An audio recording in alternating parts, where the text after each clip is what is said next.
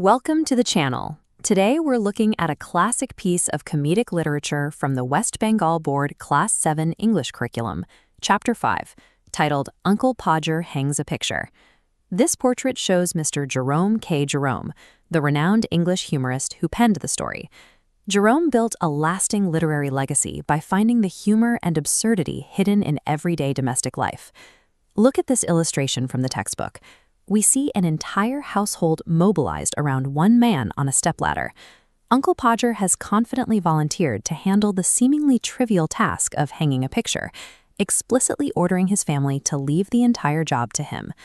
Almost instantly, the project derails. He lifts the picture, drops it, shatters the glass, and severely cuts his own finger in a frantic attempt to save the frame. He needs his handkerchief to stop the bleeding, which is in his coat pocket. But he took the coat off and entirely forgot where he put it. He forces the entire family to stop what they are doing and tear the house apart looking for it. Eventually, he stands up and realizes he has been sitting on the coat the entire time. He possesses a unique talent.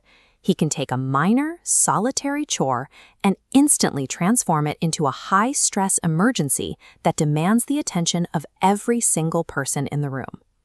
To get back on track, he establishes a ridiculous logistical supply chain. It takes 2 people to hold the chair, a third to help him up, a fourth to hand him the nail, and a fifth to pass up the hammer. The moment he finally takes hold of the nail, he drops it. The entire 5-person support team has to abandon their posts and get down on their knees to grovel on the floor to find it. By the time they successfully locate the nail, he has managed to misplace the hammer. He loudly interrogates the room, blaming the 7 people he claims are standing around gaping at him. Once both the nail and the hammer are finally back in his hands, he realizes he has lost sight of the original mark he made on the wall. He forces each child to climb up onto the chair beside him to guess exactly where the hole was supposed to go. Every time he solves one problem, his erratic process guarantees that another necessary item vanishes into thin air.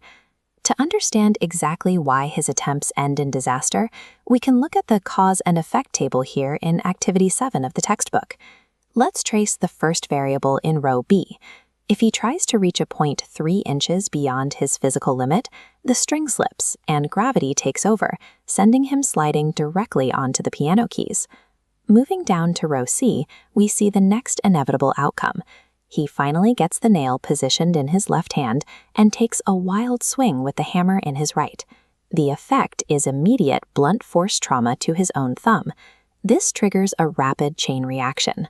The sudden pain causes him to yell out and drop the heavy hammer squarely onto someone else's toe. Watching the carnage unfold, Aunt Maria calmly observes that the next time he decides to hammer a nail, she hopes to get enough notice so she can pack a bag and spend a week with her mother. Through sheer clumsiness and poor planning, he creates real physical danger for himself and the people trapped in the room with him. Fast forward to midnight. The family has spent hours acting as unwilling accomplices, entirely exhausted by the demands of a single chore. The picture is finally on the wall, but it is heavily crooked and highly insecure, looking entirely unsafe to leave alone. The surrounding area is destroyed. The plaster is gouged with errant holes, and the entire dining room is covered in a widespread mess of debris and discarded tools. As a final physical insult to cap off the evening, he steps heavily off the chair and lands directly onto the toes of the charwoman. Yet, surveying the absolute destruction he has caused, he feels an immense sense of pride.